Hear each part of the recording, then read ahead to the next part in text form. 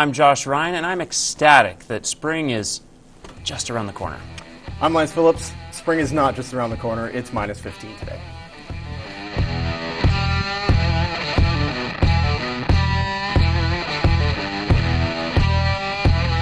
This is The Gloves Are Off. What's up, sports fans? Welcome to The Gloves Are Off. It's a slow week in Lloydminster, shall we say. Yes, slowing down a little bit now that hockey's done. That tends to be the thing. Doesn't stop us, though. We still got some great topics of conversation. Absolutely. That's for sure. And we're going to get started with that right away. The Maidstone Huskies, a local 2A senior boys and senior girls basketball teams. Senior boys team essentially trounced the competition in their own regional playdowns and are now on their way to Hoopla.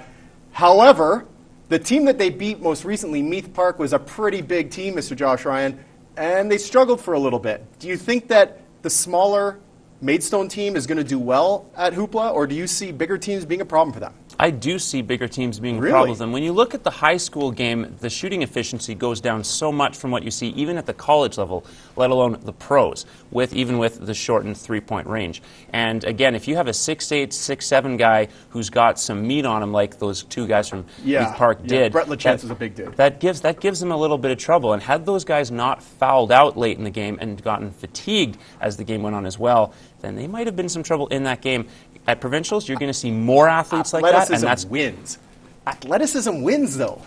But you don't think big and strong isn't athletic? It can be athletic, but in this case, it wasn't. And I'm not sure at the high school level how many bigs have that athleticism or are in as good a shape that they need to be to go for four quarters. That is a good point, but again, when you're facing that game after game after game where that wears on you instead of just this one game and away in regionals, that could be a problem long term, especially if they don't shoot the ball well enough. You need to be able to shoot the ball to make up for not getting to those rebounds and not being able to stop those two bigs. They shoot the ball pretty well. And they are an incredibly athletic team. The benefit to them is that they can go for 4 full quarters. I think they could go for 5 if they wanted to. They're an incredibly athletic team. I think they have what it takes. They're ranked second going into Hoopla, second provincially, which is pretty impressive. I think they'll win because of their athleticism. You know who else shot the ball really well? The Golden State Warriors. And the Golden State Warriors did not win a championship last year. If the Golden State Warriors can go on a cold streak, these guys can go on a cold streak. Bigs can't get it done if they can't stay in shape, and that's what Meath Park was. They couldn't stay in shape. Yeah, they'll encounter some bigs, but they're not going to get it done. It's all Maidstone, and Maidstone will come through. They are a small team, but they can move the ball so quickly. Athleticism wins. We shall see if athleticism wins. Someone who's not winning right now are CHL owners. There's been obviously a lot of discussion since a Calgary judge this year decided that financial statements should be made public in terms of what they're spending on players and costs. And the discussion around whether or not CHL players should be paid has been picking up. Lance, do you think CHL players should be paid? There's absolutely no way CHL players should be paid. Like paid like an employee of a business? There's no way. There's no way.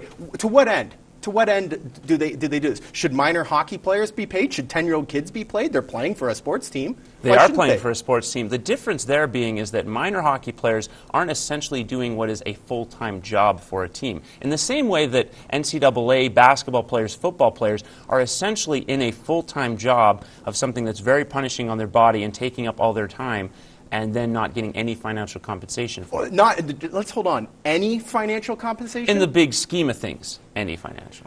Back years ago, a friend of mine, his parents were a billet family for the Barrie Colts in Ontario, and those players were paid $50 a week. I know it's not a ton of money, but they were being paid. They've got free sticks, they're getting skates, they're getting all kinds of stuff, and they get scholarships. They have the opportunity to get scholarships, at least at the Tier 2 level, the AJHL as an example. There's no way you can pay these kids. There's no way. And a lot of these teams are struggling as it is. I mean, the London Knights are the anomaly in the CHL. I mean, they make tons of money, hands over feet. The Quebec Ramparts are another example. But a lot of these teams can't afford to. And if these kids make the NHL, they're going to make enough money, they don't have to worry about it. The key word there is if, sure. And that's a small percentage of players. And the second issue there, again, is though some teams have been known to lose money, there's a lot of questions as to where some of the expenditures are actually going, some offshore account stuff. All a little bit shady, if you ask me. You can't pay players unless they're playing professionally. I don't think you can pay players at that level. Well, to what end? To what end? So they can live? They can live, Lance. So they can live, Lance. They can live. All right. The Rustlers women's basketball team had a season to somewhat forget, but yet somewhat remember. They actually did make it through to the conference championships where they were stomped, for lack of a better term. However, they have an off season to regroup. They're going to get some good players. They have a couple of players signed already. Bailey Johnson's a good example, a dual athlete coming from University of Saskatchewan. But they have other needs that they need to fill. Josh Ryan, what do they need to fill? Well, first of all, they need to actually fill out the roster. I mean, they've been playing with 8 players since early February, since Nike Lee left the team. And just getting a full roster of players plus a substitute or two after that would certainly be a starting point, just have a full roster of people. Secondly, I think the biggest position they need is that point guard position. You had Nike Lee and Tori Dugan, who was from Australia 2 years ago. What about Angela Barron? Angela Barron is a good player, but as a starting point guard, I'm not sure she's quite ready in terms of her ball handling skills. Her decision-making has gotten a lot better. She's got another year under her belt. She does have a year under her belt, but that starting point guard position is so crucial in this league, and the teams that have a great point guard, like the Rustlers had with Nike Lee a year ago when they had an undefeated season, that makes a huge difference, especially against a team like Lethbridge. So I really do think they need that point guard position. Other needs that stand out to me are a little bit more shooting on the outside, and maybe one more post player to back up Shania Magnuson and give her a few less minutes in the post. I'm not convinced on the point guard. I feel like another year for Angela Barron means it's more experience under her belt. I like that she moves. She's quick. She's a quick player. She's got athleticism. I like that about her. I agree they need some presence down low. They need someone to accompany Shania Magnuson, but I'm not convinced on that point position. I think Angela Barron, with another year under her belt, makes a big difference for that team. Perhaps, but I see her game as more of a shooting guard. She doesn't quite have the same handles and passing instincts that you want out of a starting guard. But as you said, it has been a year, so things could change. And many things could change, perhaps, depending on the result, if you look at it, for the Lloyd Comp basketball teams. They took a trip to 4A provincials, and that was definitely a trip they'd like to forget, going a combined 1-5 and being blown out in the majority of the games they took part in. Of course, the games. They were the only seeds in their school division and school region, and which is why they went to the tournament. Lance, do you think they now regret that decision? No matter what happens here, whether you get clobbered or not, the Lloyd Comp girls got clobbered in all games. They finished tied for last. You still have to take your team to a provincial tournament. It's still good experience. It's something that some of those players won't get an opportunity to do again. And regardless of whether you just are invited because you get the berth because there's nobody else to play against in your zone, or you make it in, you have to go. And they went. I admire them for going. I think they knew what they were up against when they got there. And even the boys, they managed to scrape out a win in their last game. But you got to take them. I still, though, in that case, then, if they're going to go, they need to start being in more competitive tournaments going forward. You can't go through the year beating on teams in your school division that are around the 2A, 3A level, and then go to the 4A level and expect to be competitive. They're going to be... Holy Rosary had their way with them. At the Hugh Morrell tournament, they beat up on them pretty decently. And I just think it was a case this year where the Lloyd Comp girls especially just could not compete with a lot of schools. Do you think in that case then Holy Rosary should perhaps move up to the 4A level? Because if they've shown, A, they're better than Lloyd Comp. School size. But you can make that decision to play up if it's a one-off. You've seen schools like Calgary Christian do that, where they're a 2A school, but they've done a play-in game to get into the 4A tournament and do well. Holy Rosary got squashed by Bev Facey. Their girls' team was great in their own zone, but they weren't great outside of that. Bev Facey squashed them. They didn't do very well in their own provincial tournament. They went 1-2 in the provincial tournament. So, I mean, even Holy Rosary against their own school size, 3A, didn't perform well, boys or girls. Then we just need to get some more competitive tournaments in this area, I think. That's what it is? I like this. I like more competitive tournaments. All right.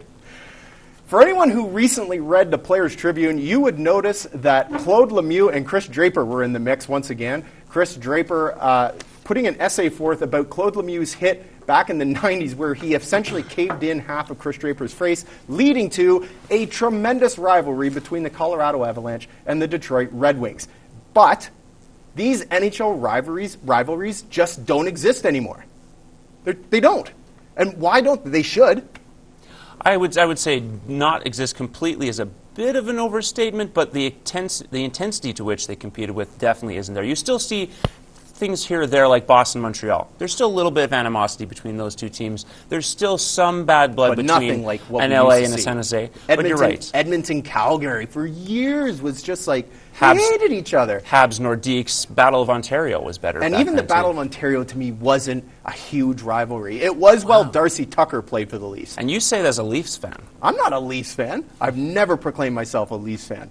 I've never said that. I'm just saying that wasn't a big rivalry. I think that people tried to make that a rivalry, and it wasn't as big as people made it out to be. But the Battle of Alberta, that Colorado-Detroit, was unbelievable. The bigger problem is that players are constantly switching teams. They don't stay for an extended period of time like Steve Yzerman did with Detroit. I believe he played 19 seasons with the Wings. And they need those rivalries again. I think instead of those team rivalries, they're switching more. We're seeing more player-to-player rivalries. We're seeing more Ovechkin-Crosby rivalries. We're seeing McDavid, even Austin Matthews a little bit. We're seeing these types of rivalries now instead of teams. And part of that, too, is just the times we live in now. The generation has changed where social media is such a big thing. Guys interact with guys on other teams more than they ever have. And there's just, as you said, there's more teams to grow and less guys stuck to a certain team. And I don't think we'll ever see something with quite as much bad blood. But wouldn't you like to see more team selfishly, rivalries? yes. That'd be fantastic. I'd love that. The game has changed, though, as well. It has a lot. It's changed. It's just not the same game with enforcers and guys fighting like we saw exactly. in Colorado. With fighting out of the game, that completely changes things, going forward especially. And with that, going forward in the NCAA women's basketball tournament, hopefully we don't see many more games like this. Baylor University women setting a record for a first-round win with an 89-point victory. That's embarrassing.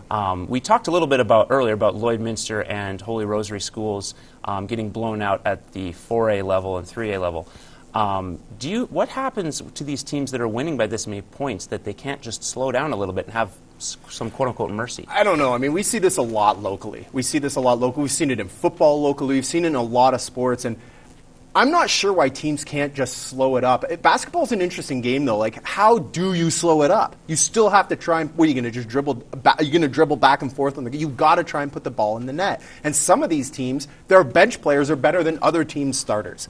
I think that 119-30 is embarrassing. And if I'm Texas Southern, I'm angry, frankly. I'm really angry at Baylor that they put up 89 more against us. And you said it, though, with your bench. True, a lot of bench players on these NCAA schools can be better than starters on other bench schools. However, that you see, and even in that game where they won by 89, you saw starters be on the court probably longer than they had to be. And we saw that even in the AC level in a few games this year where starters played 20, 30 minutes when their team's up by 30 or 40. That is a situation where, as a coach, you have to look at it and say, you have bench players who don't get that much time otherwise. It's a chance for them to get into a game, get actual experience, and even if you're still completely dominating the opponent, then perhaps you work on a different defensive system. So instead of full court press, you back up and, say, play a zone and let them experiment with a few things like that. Jasper Place at the end of the half against Lloyd Comp, were up 60-4. 60-4. Mind you, they slowed down a bit. They only poured in 47 points after that. But like, at what point? How do you stop the slaughter? How do you stop it? I think when you're up 30 points on a team, you can ease off the gas pedal. Or 56. When you're up 56 points on a team, you could ease off a little bit. I think so. Canadian content in the NCAA March Madness tournament. There's a lot of it, and there's a lot of outstanding players, namely Dylan Brooks from Oregon, who's having a fairly decent tournament, to say the least. There's 22 players in this tournament, Josh.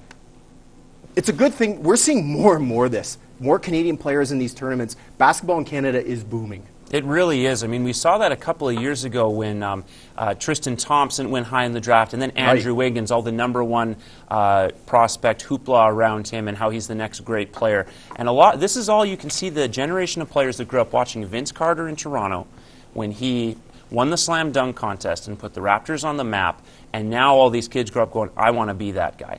As a result of that, basketball is starting to really grow in the country. More and more really athletic players are realizing if they're not great at skating, they're not great at playing hockey, they have another avenue.